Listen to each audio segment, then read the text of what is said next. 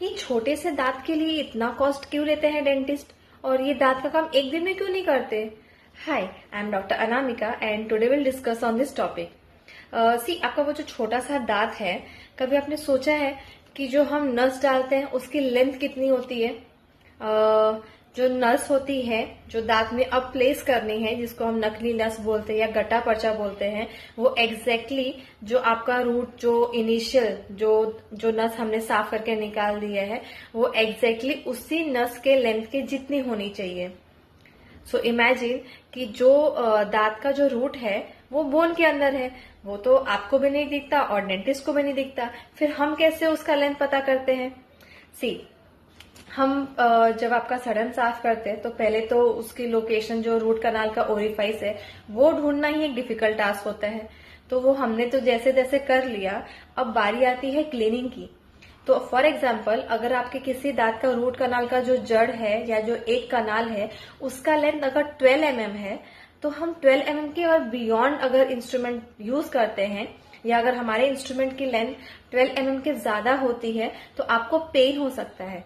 और अगर 0.5 भी कम रह गया तो इन्फेक्शन पूरी तरह से क्लीन नहीं होगा।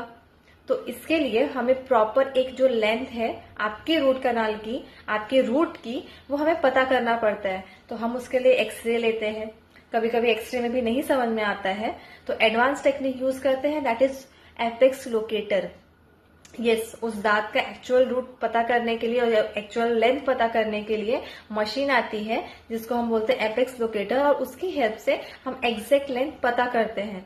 तो आपका वो एक लेंथ पता करने के लिए हम एक्सरे और एपेक्स लोकेटर दोनों यूज करते हैं। फिर वो यूज करने के बाद उसको क्लीन किया जाता है।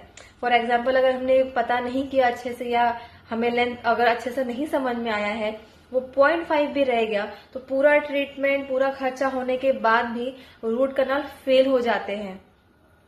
मेडिसिन से कई बार एंटीबायोटिक लेते हैं, बट एंटीबायोटिक अगेन दांत के चीज के लिए दवा बहुत एक सपोर्टिव मेजरमेंट होता है, एग्जैक्ट ट्रीटमेंट नहीं कर सकते।